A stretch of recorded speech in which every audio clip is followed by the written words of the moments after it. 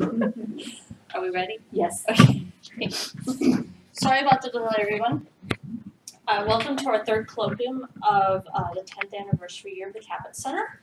Today our speaker is Maria Blanton, who not only worked with Jim Kaput for many years, but who has also taken his work forward in ways that have impacted how children in this region have learned mathematics, as well as algebra. Dr. Blanton is a senior scientist at Turk in Cambridge. Before moving to Turk, she was a faculty member here at UMass Dartmouth for over a decade, where her accomplishments include helping develop the MathEd PhD program, helping to found the Kaput Center, and serving as the chair on the committee that hired me. Good day's work. Dr. Blanton is a successful grant writer with about $13 million in federal grants under her belt. She also has a number of papers and publications that include the Journal for Research in Mathematics Education, Cognition and Instruction, and Educational Studies in Mathematics. Dr. Blanton's commitment to doing research that matters in classrooms is evident not only in the development of curriculum, which she'll talk a little bit about today, and but also in her publications in venues like Teaching Children Mathematics, which is a practitioner journal. I'm excited to have Dr. Blanton here to continue our exploration of the ways that Jim Kaput's ideas have evolved over the past decade. Dr. Kaput was interested in democratizing access to powerful ideas, the nature of technology for supporting STEM learning, building representational fluency, and bringing forward-looking curriculum reforms to scale. Dr. Blanton's work is squarely situated in the areas of democratizing access and using representations as she explores how to promote algebraic thinking in young learners through forward-looking curriculum. Please join me in welcoming Dr. Blanton.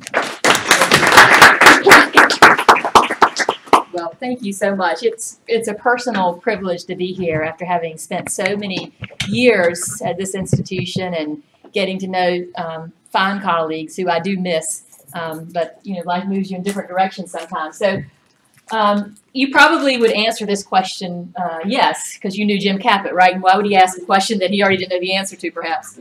But we've tried to sort of flesh it out, put some legs on it, and clarify what that might look like in classrooms and get some really hard, rigorous data that shows how it is that kids think algebraically.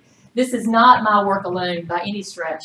I collaborate with folks at Tufts, Wisconsin, University of Texas, City College of New York. So it's really a big team.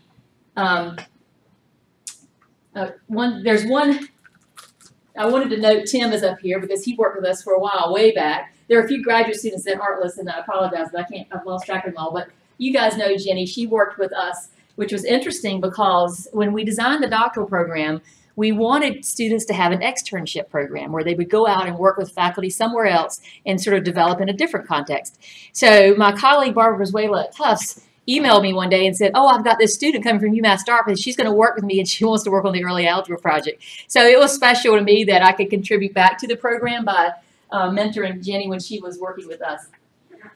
I remember David Carroher telling me a story years ago, and I'm sure like most stories, they get embellished. It's one of those fish stories, but it was pretty interesting, and I think it spoke well of Jim Kaput and what kind of person he was. So if you've heard this story, I apologize.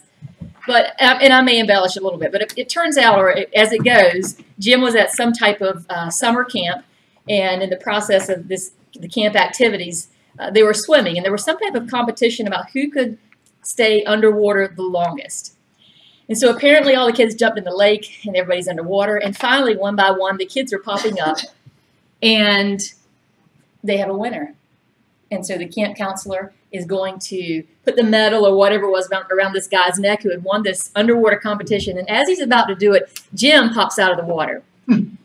And it sort of speaks to me of the tenacity that he always sort of had of looking at hard problems and thinking about hard problems that we really didn't know how to answer.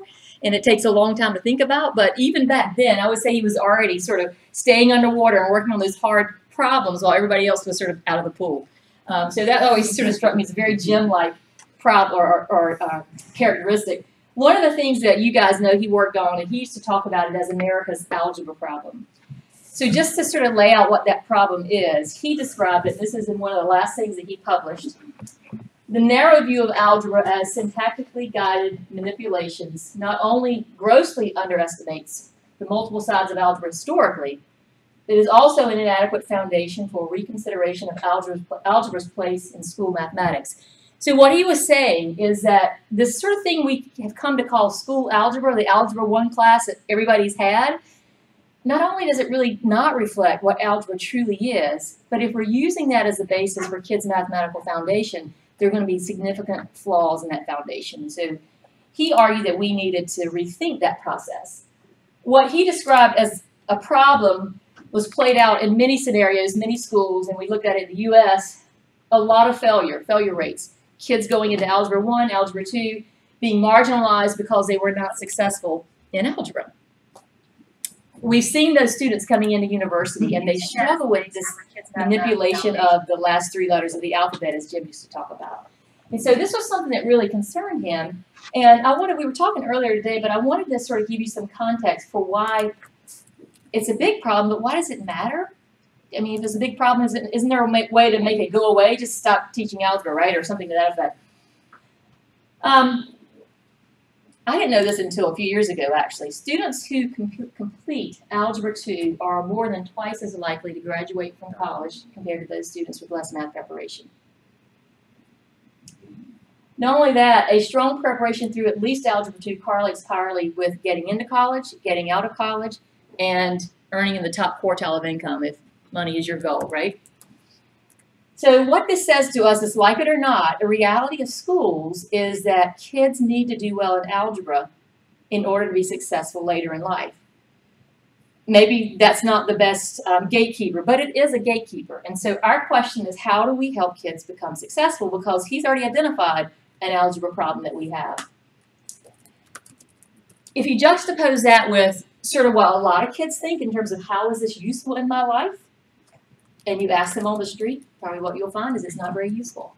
My sister, who's a nurse, sent me a little, texted me a little photo of this woman who was exhausted looking, and the caption read, "Look, another day and I didn't use algebra." So you've seen that kind of stuff, and a lot of people don't think it's really relevant, and it's hard, and they're like, so why are we doing this, or how can we make it so that kids can do it? So that, I think, is a really big problem in education. And Jim, and others, not just Jim, but certainly he was at the forefront, began to talk about the solution to this problem. And the solution was, let's stop doing it the way we've always done it, which is 8 years of arithmetic, whatever that means, followed by 4 years or 2 years or 3 years of an Algebra 1 class and Algebra 2 class, where kids really don't have chance and opportunity to develop meaning for what these ideas are all about. And instead, let's reframe it as a K through 12 experience, where we begin from the start of schooling to develop the ideas of algebra so that by the time kids get into formal algebra in high school, they have a better chance of success. That leads, though, to a question of what algebra are we talking about? What is the algebra we want to prepare kids for? And I'm going to take a minute here to talk about that, but I'm going to use Jim's own words. And this usually doesn't play, but I'll just give it a whirl. Yeah. Okay, so give me a second to pull this up. I think he said it better than I could.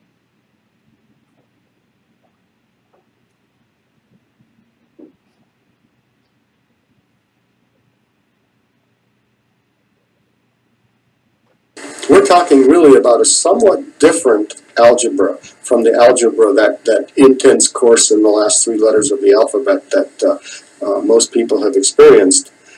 This is an algebra not about manipulating symbols on paper according to various rules, factoring x squared minus 4 until it comes out your ears, but rather being able to spot patterns, to express patterns, to compare patterns, to recognize commonality across situations, to be able to use equal signs in different ways, to be able to recognize how various types of operations generalize, what their properties are, and so on. That's all very, very different, but is in fact quite learnable in the context of elementary school mathematics. Okay, so he makes a claim at the end. It's quite learnable by kids in elementary school mathematics. And it's fair to say, well, how do we know? You know, why would we trust that that's actually true? So let me go back and see if we can address that a little bit. That was escape, right? There.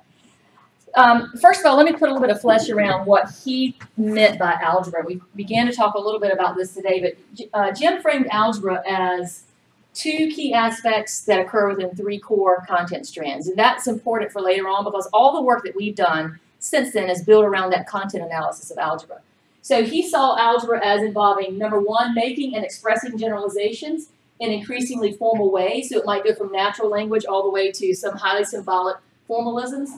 And then also as reasoning with and acting on generalizations in symbolic forms. Those were the kinds of ways of thinking that he felt encapsulated algebra. And I would say this is consistent with a lot of the way a lot of people have framed algebra. It's not that there's 100% agreement, but this is certainly widely accepted.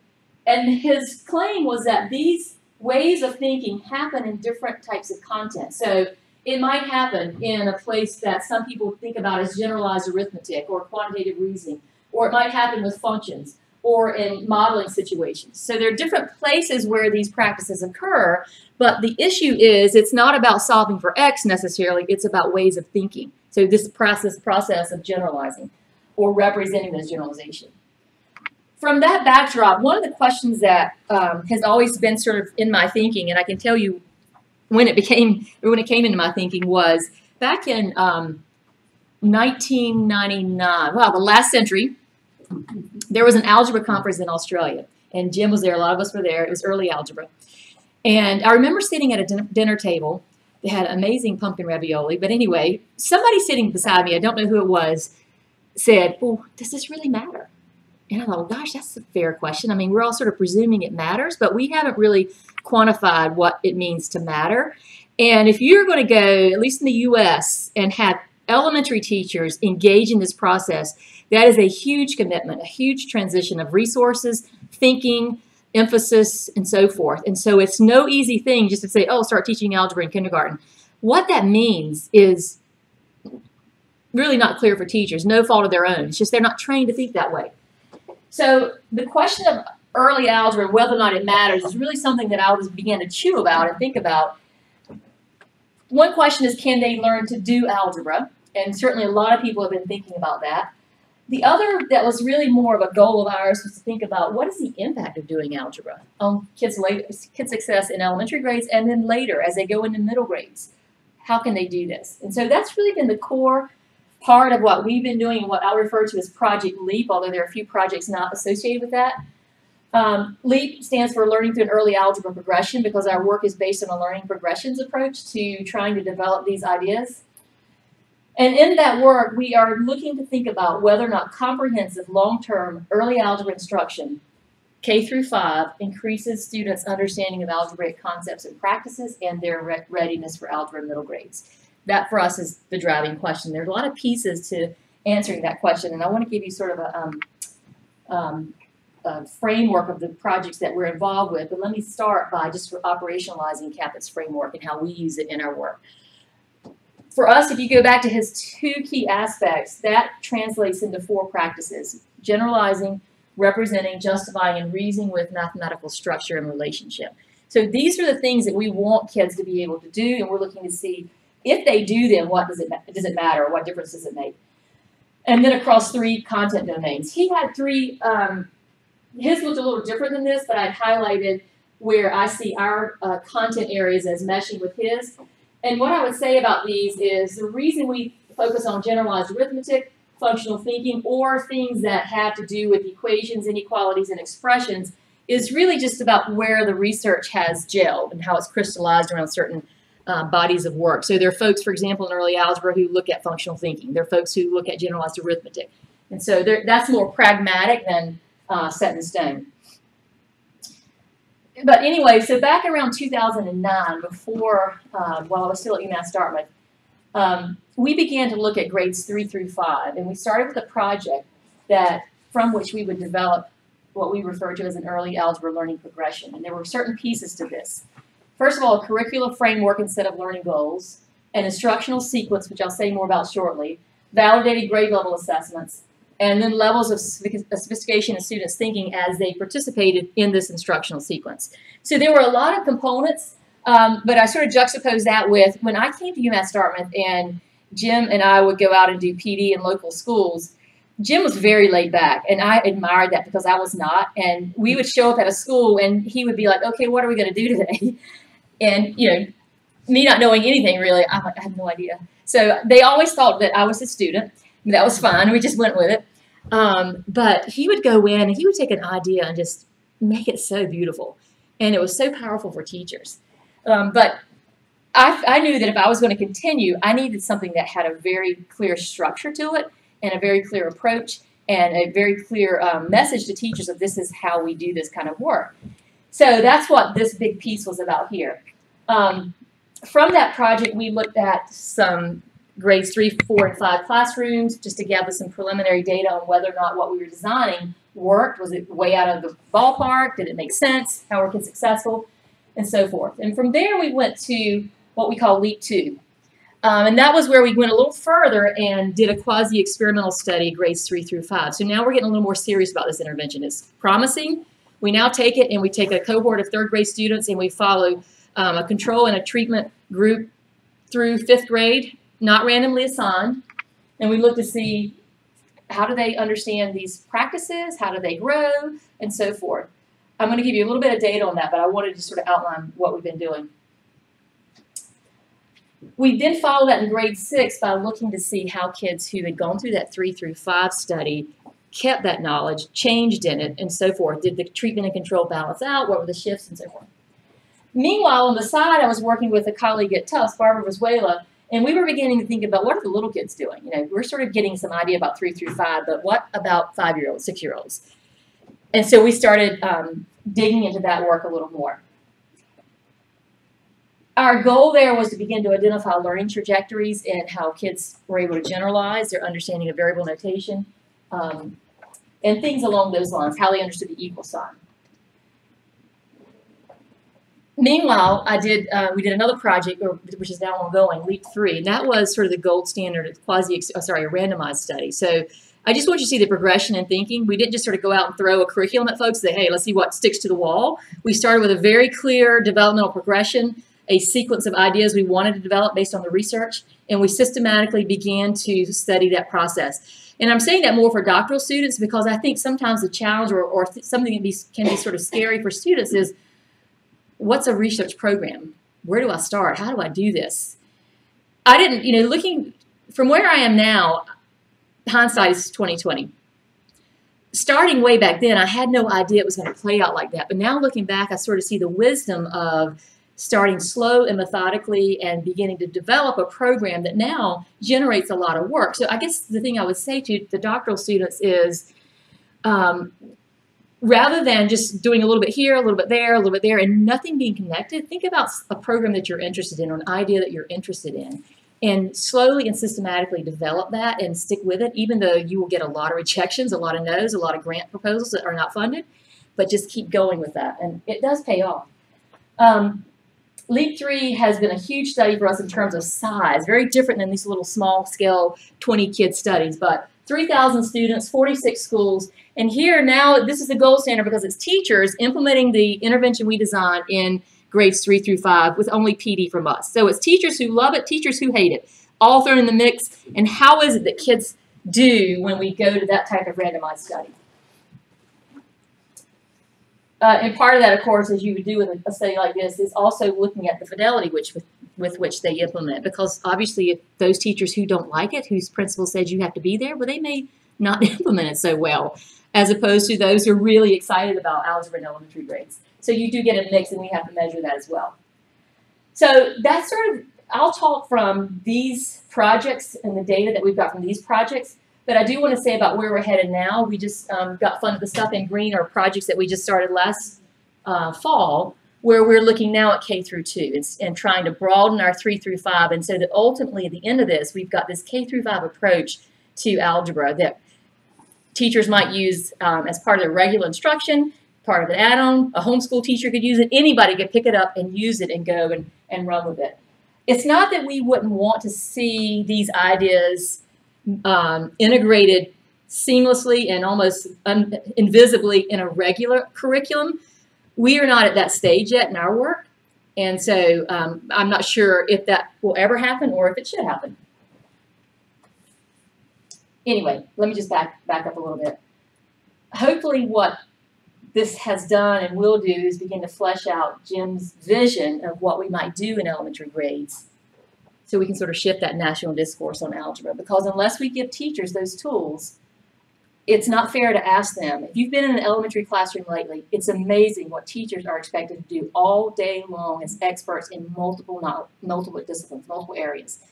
So we really have to support them in the tools we provide, and they need to be well thought out tools that have been tested and that we know this works. So I heard a statistic recently that one of the top places that people go for curriculum is Pinterest. So we need to give them a better option, I guess.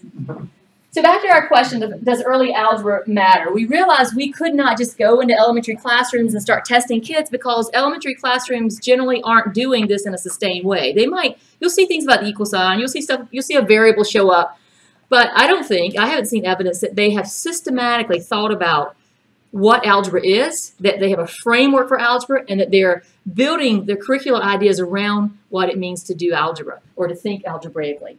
So we realized we were going to have to design this ourselves, and that was our first project, which caused us to think about what was the algebra we wanted kids to do and for which we would measure their thinking. So that was, again, our first step into this, trying to make sense of that. What we designed in grades 3 through 5, and I want to give you a little sense of it because we'll be looking at data, and I think you'll be like, well, I have no idea what you're talking about because I don't know what you did, right? So the instructional sequence we designed in grades 3 through 5, a few things about it. At each grade level, there are 18 one-hour lessons, roughly. It might be 45 minutes, might be an hour and a half, depending on how the amount of questioning you get from kids. They all focus on developing kids' ability to engage in those 4 practices. So we do not go in and teach kids how to solve an equation for x. They'll do that in Algebra 1. Now, kids are learning to solve equations for x. That's not our goal, that we're not teaching them procedures. We want them to instead generalize, represent with variable notation even, and think about those things, but in ways that aren't explicitly Algebra 1-like. And they focus across these 3 content areas. So we're looking at generalized arithmetic. So it might be properties of arithmetic. It might be evens and odds. Think classes of numbers. We're looking at how they understand the equal sign, expressions, algebraic expressions, how they make sense of equations. And we're looking to see how they understand functions. So for us, these are the big areas that we want kids to be able to think about these practices within. We emphasize talking and writing about their mathematical thinking through different representations. So, you know, it's not enough just to get an answer. There's a lot of explanation going on. Why did you get that? How do you know? And write about it, talk about it. And we continually build their understanding of the concepts and practices across grades 3 through 5. So in, you know, grade 3, while we might have one lesson on the commutative property, that idea shows up repeatedly throughout 3 grades because we found that kids don't get it always on that first lesson. They need that continual practice with it. Okay, this is like a Jim slide because there are too many words on it. But anyway, so as an example, and this is just a tiny soundbite, if you will, grade 3, if I was looking at generalized arithmetic, these would be some of our learning goals, and this is how they connect to our practices. So we want kids to be able to analyze information to develop a generalization about some arithmetic relationship. We want them to be able to represent that generalization using words and variables. We want them to understand what those variables really stand for and be able to talk about that.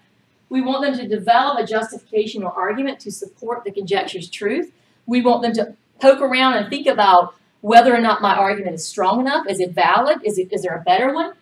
So we want them to look at different types of reasoning they could employ. We want them to think about when that conjecture is true. So some kids might think that the commutative property works for just the numbers they looked at. They don't understand how broadly it works. We want them to think about whether or not a generalization is true for all values in some domain of numbers that they know about. And then importantly, we want them to be able to take that generalization they created and use that in their reasoning. So it's not just enough to just generalize and leave it on the shelf. How does that then feed back into the reasoning that they do?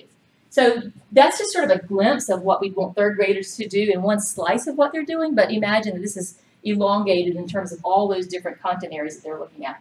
So let's go back to, I think, the interesting stuff. Leap 2. This is the study where we followed a cohort starting in grades 3 through grades 5. At baseline, no significant difference between control, blue, and treatment, red. But at the end of grade 3, 4, and 5 post, those kids, I'll call them leap kids, significantly outperformed the non-leap kids, the control students, at every time point. And on what, you say? I passed out to you. Can I hold this a second? it says common assessment items. Each grade level had an assessment. And there were common items across each of the assessments. So these are the common items. And that's a reflection of how kids were able to do on those items at each of these grade levels.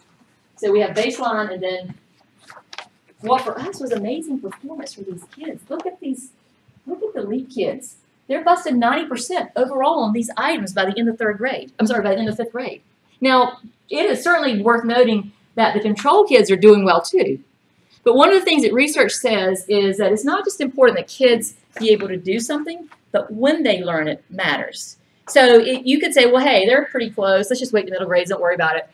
You're already losing traction by not getting those kids on board because these students have misconceptions, for example, about the equal sign. And if we don't alter that, then they're going to go into middle grades already behind the 8 ball and not, in some cases, many cases, not able to catch up.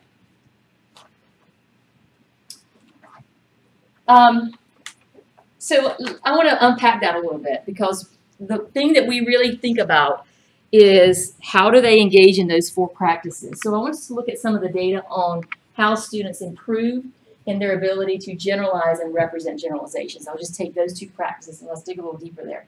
I want to show you some video, but also let's look overall. So what we did is we looked at the common assessment items across our 3 content areas, and we analyzed students' performance on the following items. Those that require students to generalize and to use variable notation to represent their generalizations. Those that require students to interpret and use variable expressions or equations. So what we found when we looked at these items, and these items did things like they measured students' ability to notice and represent properties like the commutative property. Algebraic expressions, which is a really hard thing for kids. If you've seen a kid around an expression, they always want to put an equal sign with it. So being able to let something hang out there as an expression like x plus 3 is very complicated for college students. And functional relationships, as well as their ability to interpret 2 variable rules. So these were the kinds of things we were measuring. How is it these kids who go through this do in comparison to kids who have a regular sort of arithmetic-based curriculum? What we found, as I just pointed out, there was no difference, although what we saw earlier was all the common items. But when we focused in on these particular practices, we found no difference between groups at grades 3 pretest, but both the experimental and control students improved over time, sort of similar to the graph I just showed you. But the experimental students significantly outperformed the control students. So again, what we're seeing every time we do this is that when you go in, even 3rd grade, and start doing this stuff, kids significantly outperform those kids who just have regular arithmetic. In other words, LEAP kids were significantly better at noticing generalizations in problem situations across these different content domains, using variable notation to represent them, and interpreting variable representations to solve problems. Let's look at an example of this. Here's an item. It's item 3B. It should be item 3B on the sheet that I gave you. Okay. Let's take a look at how LEAP kids did compared to kids in the regular curriculum. So in this item, they are supposed to represent the commutative property. Is that correct? Did I get the right item? Okay. Pretest, understandably, nobody can do that. Post-test. Let's go to 5th grade. By 5th grade, about 90% of LEAP kids are able to successfully use that variable notation. Our goal is not simply for kids to be able to use variables. There's a lot of stuff that goes into the work that leads up to that. But this is definitely one of those watershed issues that we feel like we need hard data on, that shows people what kids are capable of, and that really sort of debunks some of the conceptions that are out there about why we should not use variables in elementary grades. So what we're finding so far is that kids can definitely use variables to represent properties. This is not hard for them. What about little kids though? Really, 1st graders. So I want to show you a little clip. And in this particular project, what we have here, this is the end of a 30-minute lesson on the commutative property. And what's happened is they've just spent a lot of time looking at manipulatives and concrete materials to think about that particular property. And they've talked about it in their own words. And that's where they are. It's the end of the lesson. In the previous think 3 or 4 lessons. This is Angela, who works on our project team. She had started to introduce variable like with the additive identity property. So the kids have seen a letter used in the context of a property. So here we go. Let me see if I can manage this technology here and pull it back up. Here we go.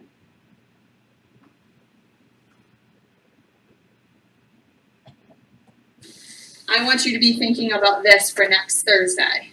How could we represent that this will work for all numbers all of the time? So for any number that this conjecture that we wrote is true, and our conjecture was if you have 2 numbers on the left-hand side of the equal sign and that you're adding them, and you same 2 numbers on the other side but in a different order, then it'll be a balanced equation because you have the same amount on both sides, right? Emma, do you think you could already do it today? Yes. Okay. B plus A equals A plus E.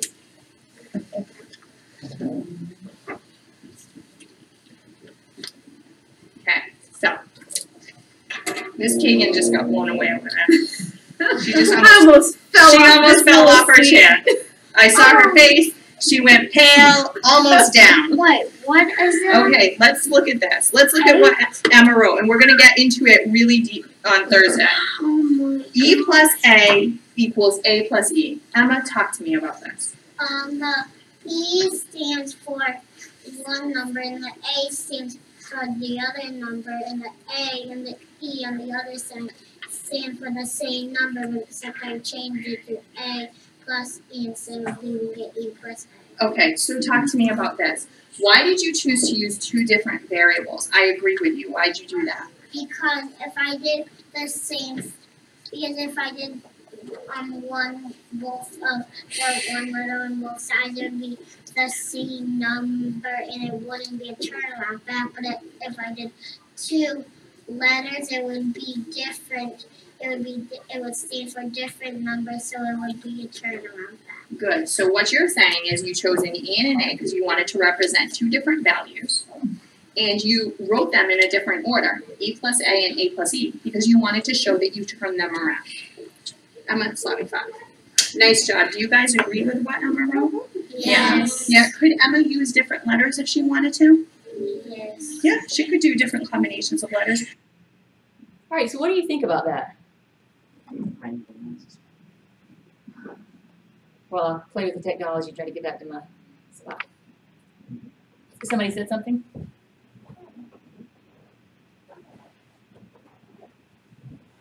You know, I'm saying amongst college students already, students have problems even now. I mean, I'm talking about people in my discrete math class, about the order of operations and things like that.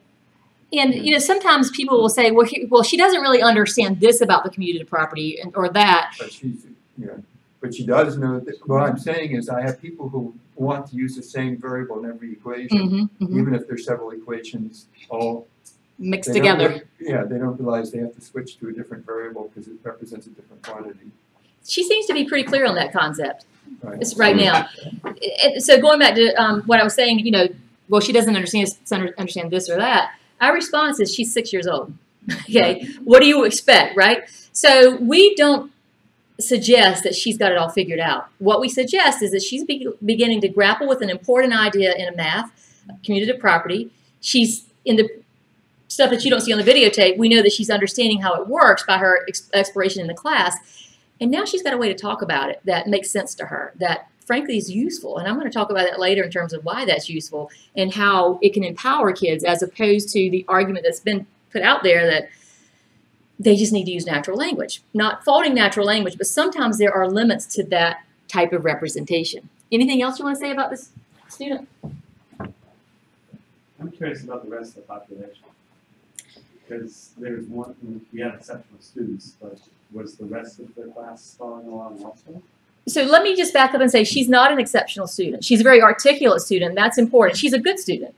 And so what we try to do when we select students we interview is, and she was one that we did interviews, we try to get kids who come from a range academically, but also importantly at this age, we have to get kids who are able to talk about their thinking. So that's just a constraint we have to deal with. We have, for example, have had kids who were clearly very bright in math, but they could not articulate anything. So that's sort of the trade-off. It's certainly, and this is an exploratory study where we're looking at interviews. We're not looking at overall population, so we can't answer your question and say, oh, everybody got it. There's certainly going to be a level of kids in the class who don't get it, some who do. So we fall back on our more quantitative data, which we now only have for grades 3 through 5 to explore that question. That's really the only place we can say that with confidence. But you're right. In fact, with our randomized study right now, we do recognize that those kids did really well, but they did significantly not as well as the situation where we taught, or Angela taught, the intervention. And so there are different problems that we have to think about. Well, how do we get this so that everybody has access? You going to ask a question? Just what does she mean by a turnaround fact? I know that's a colloquial fact in Massachusetts. They call the commutative property a turnaround fact. And I have not heard it, for example, in North Carolina. So I'm not sure how widespread that terminology is. Anybody knows? Did they use it in Rhode Island, Tim? Yeah, I've heard that. Yeah. So that's she means, they call it, that's a sort of an informal way of saying commutative property. When she used that, I just assumed that the teacher introduced it. Like if a kid wouldn't have come up Yes, with a yeah. on their own, so that was introduced to her. It was. Yeah. That's having worked in that school a while, that's certainly a word that we heard a lot. So, and you know, it sort of makes sense for kids. And there are different arguments. Some people say don't introduce that kind of language, go straight to the formal language. We're mixed about it. We use the correct term, but we have no problem with a child not if they like another term better. The other really big thing for kids is this idea of expressions and algebraic expressions. And what we find is that when you do a problem like item 5, you'll take a look at that. This is the Tim and Angela problem. And Tim, yes, we used you and Angela, the names here. So that really is you, Tim. Tim in the back here has a bank with some coins in it. So the situation is you've got two people who have a piggy bank with coins in them, and they're the same number of coins in the banks. But we also know that Angela has 8 more coins in her hand. And we want kids to think about what happens here. How would you represent Tim's number of coins? We can't really say how many because that sort of leads them to count or something like that, or think of a number. How would you represent Angela's number of coins? How would you represent their combined number of coins? And so this is a problem that was sort of made famous, I guess, by David Karaher, Anna Schliemann, and Judith Schwartz, and others. Barbara Brizuela has used that. So we borrowed that from them, and we've used it a lot because it's incredibly powerful, because you automatically see whether or not a child can perceive a variable quantity in a mathematical problem. And what we've learned with little kids, and I think it probably holds true with older kids as well, when they see a problem like this, they will often create a number for the number of pennies in the bank. So they'll say, oh, he's got 5 in his bank, and they'll figure it out. It's not because they can't do it algebraically. It's just that they don't see there's a variable here that needs to be mathematized, because everything they've done up at that point has been about operating and mathematizing knowns to find an unknown. So we're now changing it around, and they have no representational system for making sense of that and talking about it. So what we have found, though, is if you expose kids to that, check out at the beginning, pre-test, nobody can do a problem like that. They just can't do it. They have no tools to think about something that we in algebra in college would think, this is so basic. They have no tools for that. By the end of grade 5, almost the entire group of 3rd graders in the treatment group can do that, the first part successfully, identify a letter for Tim. They get this correct if they use the same letter for Angela's plus the 8. So if they come up with X for Tim and then Y for Angela, they don't get credit here because they're not accounting for the fact that they're the same amount in both things. And then they get 73% could combine those and give us something like X plus 8. We're not looking for 2X. We're not asking them to combine like terms. So you can tell that control kids are beginning to see variables. So some kids almost half the kids can do this, but nobody can go beyond that. So this is a very simple but profound place where we really think kids are not served if we don't begin to think about these things like algebraic expressions and how to mathematize them in situations. So I'm going to show you, again, take you back down to 1st grade. Here's the problem. Madeline has a box of candy. We don't know how many pieces are in it. Her friend gives her 1 more piece of candy. What can you tell me about the number of pieces of candy that Madeline has? So we're going to go back to our little friend. And Other kids who we interviewed had the same conception. The challenge is that once you identify a video clip and you've got it ready to go, you tend to use that one a lot. So I just want you to know that this was not the only student who thought that way. She's just fun to watch. So. Okay, great. This is my last question. You ready? Yay. All right, so Madeline has a box of candy. That's what that box of candy. Yes, this is Madeline's box of candy. I just want to eat it. Someday, we don't know how many pieces are in it, and her friend gives her one more piece of candy. What can you tell me about the number of pieces of candy that Madeline has in her box? The candy.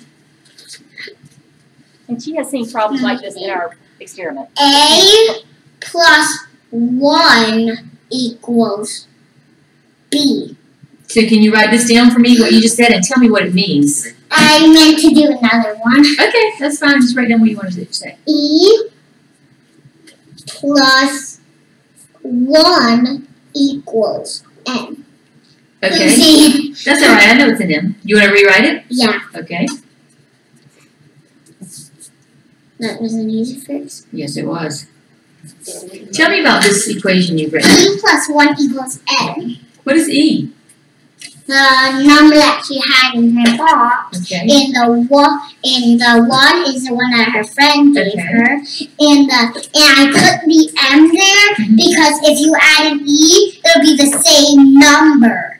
But if you take another letter, you would get another number. It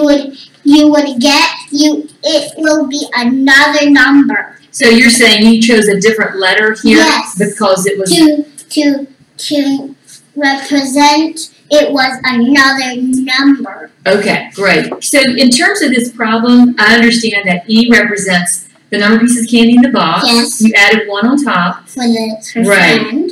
And the M is for all she has together, but the E stands for the number she had without the candy from her friend, and the M and the 1 is from the friend. The candy that the friend gave her, and the M is from how much there is. All together. Yes. Perfect. I love the way you talk about it. Comments?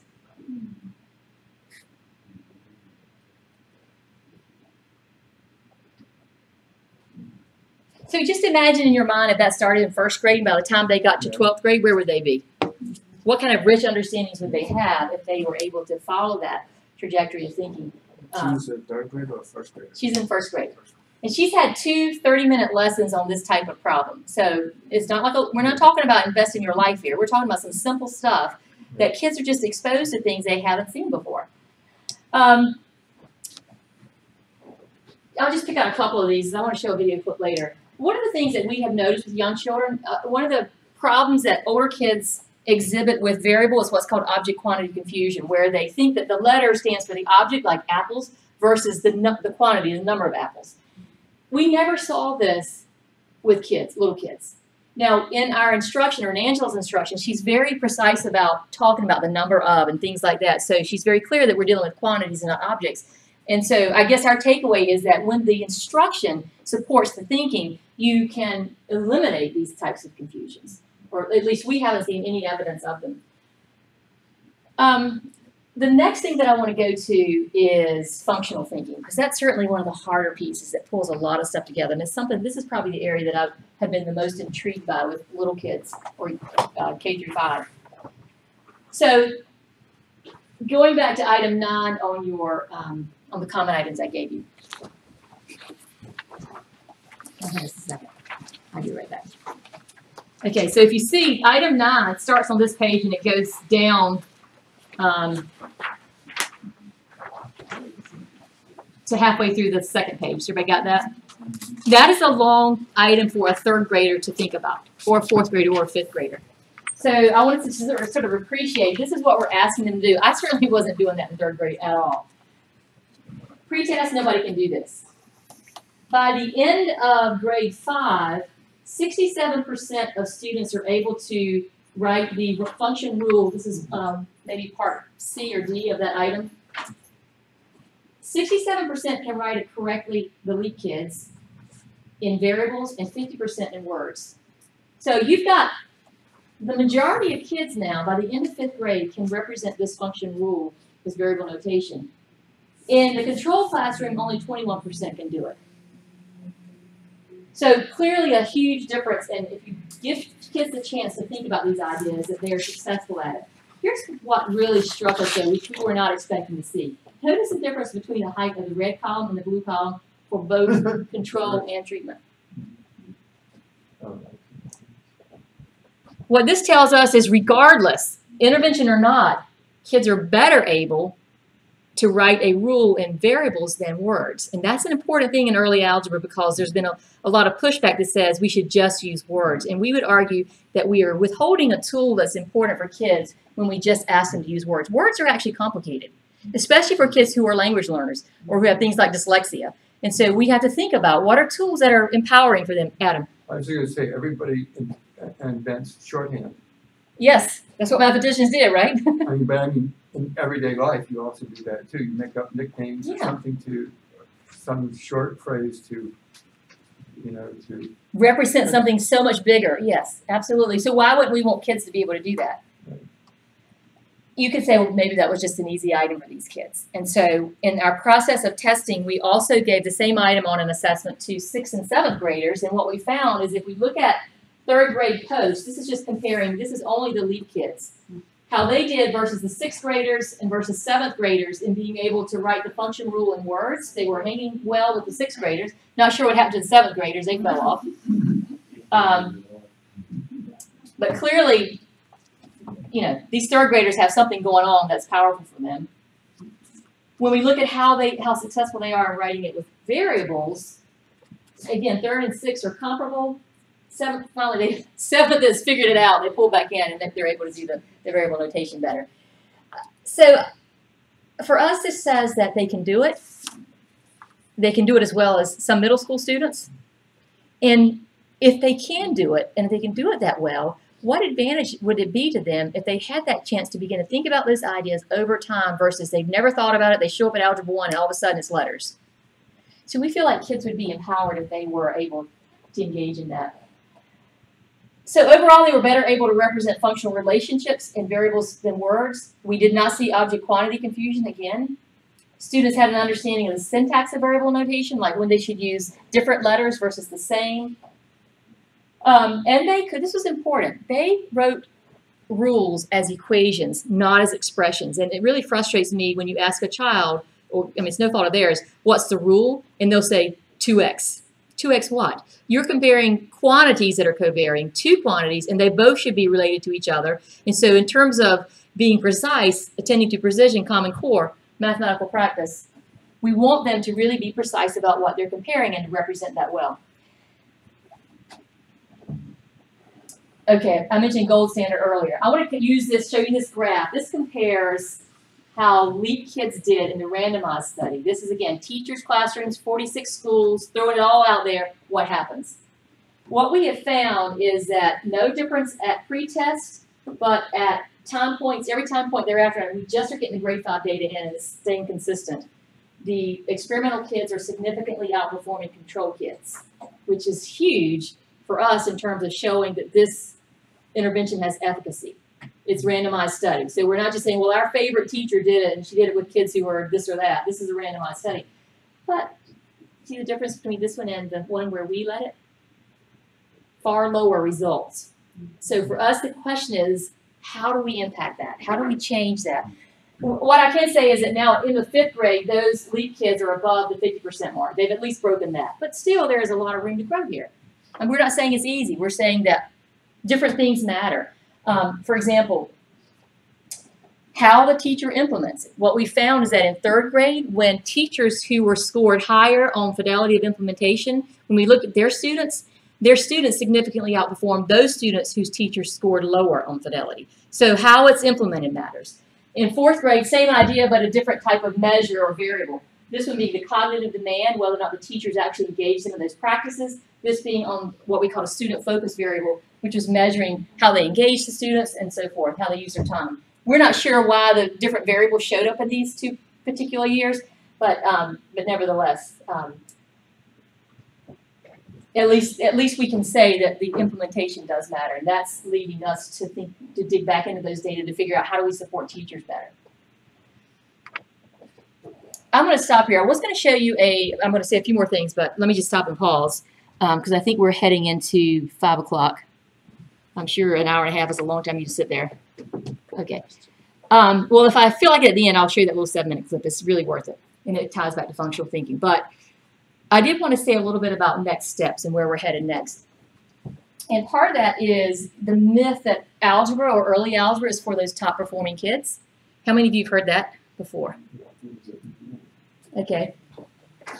You know, Jim's big deal was democratizing access. So it wasn't democratizing access for the top kids. They were already getting it, right? It was how do we increase and improve those chances for everybody.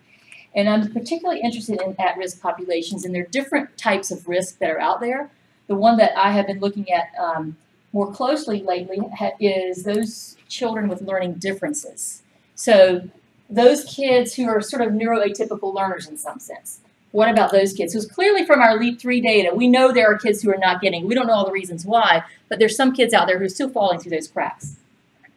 So I want to share with you just a little bit about an informal case study with an 8-year-old dyslexic student in 3rd grade project LEAP materials, or going through those materials. And just some of the preliminary stuff that I noticed about him, which surprised me a little bit. One of the first things we do with 3rd graders is we try to get them to think about the equal sign and what it means. And if you've been around math ed research for any length of time, you've probably heard of this idea of operational versus relational thinking. And so what we know kids will do who think operationally, which is very typical in elementary grades, they will look at a problem like that and they'll put a 10 here. Or they might put a 16 because they're adding all the numbers together. But what they don't understand is these are two quantities that are equivalent. And they have to use that information to figure out what the answer is. So I'm working with this child who's dyslexic, and that very week, he's using his fingers, just to give you an idea of where he is, in 3rd grade, he's using his fingers to figure out 9 plus 4, right? So I'm thinking, oh my gosh, we have to do equal sign, these big numbers, and I'm thinking, full disclosure here, this is going to be exhausting. This is going to be exhausting to try to help this child figure out relational thinking and the compensation strategy, which is the gold standard for us in these problems, but it requires a child, for example, to realize that since 8 is 1 less than 9, then this number has to be 1 less than this one. So rather than just adding and finding missing value, we want them to see, ideally, the relationships in those numbers. I'm like, this is not going to happen. Let's see what we can salvage here, right? So I give him the problems, and I walk away. I was distracted. I had to go take care of something. And I came back in a few minutes, and he had done all this. Gosh, I don't know. I'm like, I got to figure out what. I said, tell me what you were thinking. And I'll show you what he said about this one, for example. He said, well, I knew that 14 was less than 15, so this number had to be 1 more than this one. Now, when we go through a 3rd grade intervention, at the end of 3rd grade, and we look at the equal sign items, the majority of kids are able to correctly solve that, but only about 20% use that strategy. It's not a natural strategy for them. But what I think is that this child, because of the language issue, dyslexia is known for, kids often have computational issues with dyslexia. He did not want to add. He was looking for different ways that he could make sense of that equation that was easier than adding. And that's what he came up with. I'm like, fine, that was a fluke, okay. And then next week we have another lesson. And now we're in the properties, language-based, right? And so we talked about, he did a few computational problems, and he was looking at what happens when you add 0 to a number. And I wanted him to think about a conjecture and describe it in his words. And he wrote, if you have a number and add 0, you get the same number back, which was really good. I'm like, that's great. He's come up with an idea about what's happening here. And so I briefly introduced him the idea that if you have a number, sometimes mathematicians, they have a number that they don't know. And so they'll use a letter sometimes to represent that. It was very rudimentary. I was not trying to go deep or variable on it. So I said, how did you write this using your letter? He didn't think very long at all, and he came up with this. So what struck me was how quickly he went to a system of representation that was supposed to be so complicated, but yet he picked it right up. So I'm like, okay, fine, this is a fluke. 2 flukes now, and something's going on. I'm like, okay, here's the last problem in that lesson. Tell me this. Jenna has 38 pencils. Her mother gives her some more pencils. The next day, Jenna gives her friend Mark the pencils her mother gave her. How many pencils does Jenna have now? Write an equation that represents that. He thought less than 10 seconds and wrote this down. The next lesson was the commutative property. And so we were going back to language. And when he figured out the commutative property, I said, write that down, he was at that point almost in tears because the idea that he had to use natural language to write this down was too complicated. So I said, okay, just write it in variable notation. He wrote it down. It was really such a moment for me to realize, wait a minute, I've been just sort of thinking about this all wrong. He could view a situation with an unknown, like open equations, structurally rather than arithmetically. He could use variables to represent a problem situation, like with the commutative property, or the varying unknown and the number of pencils. But what really was an eye-opener for me is his affective response and how variable notation was so powerful for him, where the natural language shut him down. And, you know, there are not perhaps many dyslexic kids in our classrooms, but there are many kids with language learning issues. And I wonder how many times they have been shut out of mathematics because we have thought wrongly for so many years that we can't give them a variable. So one of the places, there's a really interesting book about dyslexic kids. And it made me question, are children with learning differences such as dyslexia uniquely positioned to think algebraically because of their learning difference? I don't know the answer to that, but I'm curious. Is there a dyslexic advantage in algebra? Is it possible that we actually do such students a disservice by not introducing variable notation as a tool by which they can reason mathematically? So our new projects in K through 2 are replicating the work we've done in grades K 3 through 5, but one of those is looking specifically at kids who have learning differences, kids who struggle with mathematics, kids for whom lessons aren't necessarily culturally responsive, and how do we adjust that and change that so that we can truly access all students, and this really will democratize access.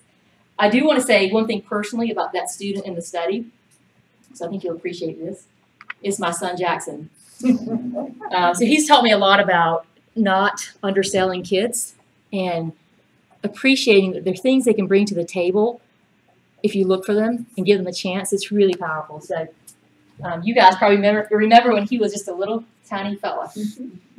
But as Jim would say, onward. I'm going to stop there. Take your questions, comments.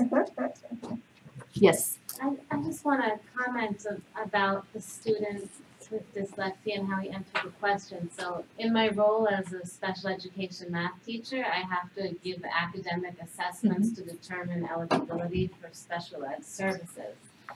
And the way the students are assessed in math on the Wyatt or the Woodcock-Johnson is that we measure their computational accuracy and fluency. And the ability to do arithmetic when hearing a word problem read out loud. But none of those measures addresses algebraic thinking, Right. or the structural algebraic thinking that you shared. So, you know, I find that the idea of, I never say the student has a disability in mathematics because the term disability can change meanings depending on what ability you're talking about. If you're talking about computational fluency and accuracy versus algebraic thinking, it's two different aspects of doing mathematics.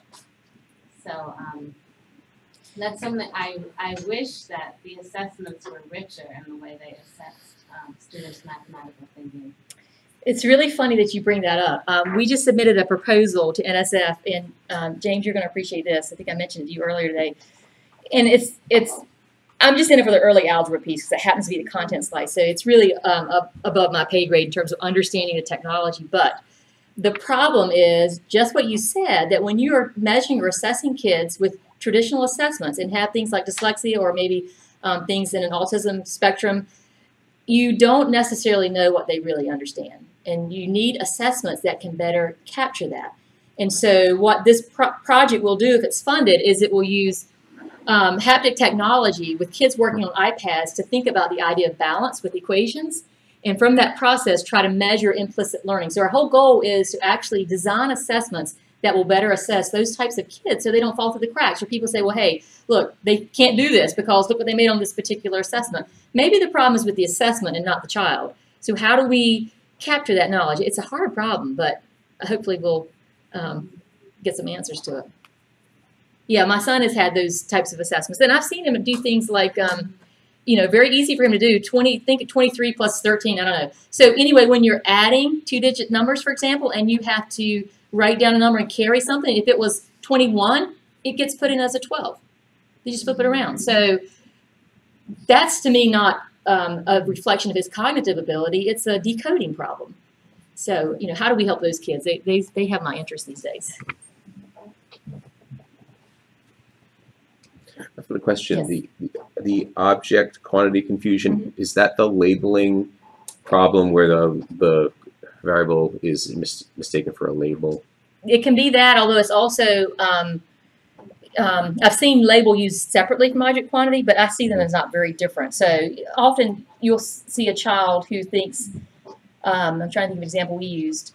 We were measuring someone's height, and so they used J for height. The J was, for example, the first letter of the person's name, and for that child, that J really represented the person. It wasn't about their height. But you could see you could say that's a label in effect of that person as well. Yep. Comment for me, when I was learning algebra, two things. When I was in 8th grade, I had to stay home a lot because I injured my ankle. And so I just noticed that a lot of the problems in the algebra book were all the same. And so that was when I first realized that I could just essentially solve all the problems. I mean this one, and by using variables. Mm-hmm. Yeah. Because I was trying to save myself work. Shortcut. The shortcut you mentioned, right? Right. Yeah. That's one story. The other story is that for some reason at that time when they taught algebra, they didn't want you to use more than one variable. I went through this period and I kept on insisting, why can't I use more variables? Because they like putting things in boxes. So I'd have X plus some, all sorts of adding and subtracting of quantities and multiplying quantities. And I said, that's too complicated to keep in my head. Why don't I just use a different extra variable? So I don't know if that is an issue too. I mean, when do kids learn to use more than one? So I was very surprised that little kid was using 2 variables actually. Yeah, and so I'm curious as to if you have a mathematical task that really calls for 2 variables, why they would say only use one. Because, in other words, what I'm saying is that in this case, just a long time ago I took algebra, obviously, but I think that the teacher had to teach it this way for some reason. It was one of these cases that it turns out to be he actually, he wanted to teach it this way and that was the way you're supposed to teach it. So what I'm saying is, so I think that's an old problem probably, is that what do you do about a student who's trying to do something differently than you expect, but still seems to reflect the understanding of what's going on nevertheless. Well, I think if the teacher's got the knowledge of how to run with it, then they should promote that. So we saw a video clip earlier where we have a 3rd grade student who's looking at sums of 3 odd numbers, and he gets to the end of this and he's like, man, I really wish I could use variables to talk about it. So here's a child who's grasping for a way to represent something differently than he's ever had before. So I was sitting with him and we talked a little bit about it, and I felt like he was at a sort of a stopping point. But I can see a classroom where he might not even ask those questions or be told we don't do it that way or something like that. So yep. You follow the variables, understanding variables into like the high school science. As a physical science teacher, I know kids really struggle on 3 variable formulas. And is there a connection there that the kids who introduce earlier variables handle those better? I don't know of any research that looks at kids this early. Obviously, part of it's the time of, it take 10 years to follow that. I don't know of any that looks at that, but if I were to say my gut feeling is if you have a child that goes through this and gets that fluidity with variable, by the time they get to that problem, it changes their success rate.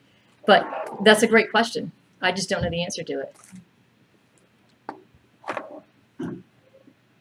Yes? I really like the idea of early exposure to the students about the algebra thinking.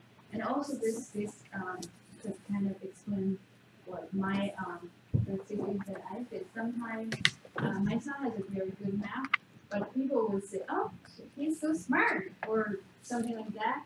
But I think it's not because he is smart. And the kids really got opportunity that get to know something very early. Mhm. If I notice something for him, and then I will point out for him. So just like you said, the students need not to be extra smart or something like that, but they kind of for them is very natural, right? Mhm. When they use the language, for them it's just like language. Mhm. As English or as Chinese, something to express my idea. So it's very natural, I think. And I mean, I think that's where it's powerful for students, that it's not this big thing you can't understand, but as you integrate it, it becomes something they pick up. And you know, this little first grader, she was ready to do it. She had no inhibitions about saying, okay, this is what it is. I'm ready. So, you know, I remember first seeing that property in 8th grade Algebra 1, and the teacher walks in and said, this is commutative property, and writes down the board. I had no idea what she's talking about. I mean, I figured it out, but that's not the way we want kids to begin to see that property. So anyway, you know, what we are trying to do with elementary kids is, it's not that the commutative property itself is so important for us, it's that it's an opportunity to generalize, to represent in different ways, to justify why they think it's true, although that, as I said earlier, that's an axiom that we accept without truth, but they need to think about why it works. And then finally, how do they use that in their reasoning? So that's what we've been trying to develop. So far, it seems like it's working. What do you do about the fact that it's not always true? You ever talk about that? Like 3 divided by 5 is not the same as 5 divided by 3. Or, I mean, maybe that's too right. Or So subtraction. Exactly. So those places, those properties, it's not true for. We definitely don't get into that with really young kids because they haven't talked about the operations of division and very little subtraction. We've bumped into it a little bit with older kids, and we've sort of left it at, if it comes up, think about it. There's some places where we have kids think, we do, I think it's 4th grade, we have kids explore. Do you think that's true? Do you think why? And then think about, you know, what would happen and so forth. The problem with subtraction is getting into negative numbers and whether or not they've seen that. So in elementary grades, we're sort of on the bubble in terms of what kids have been exposed to and whether or not they can think about it. But it's good to look at that. I mean, we want them to eventually think about times it doesn't work. All right. Well, I appreciate it. And again, it's been really special to be here, and I wish Jim was here.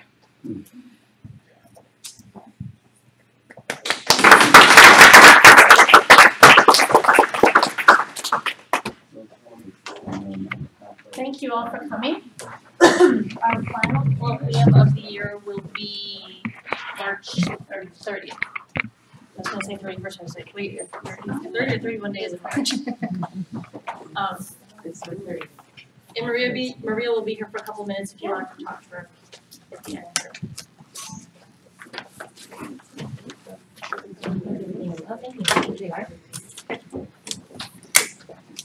end.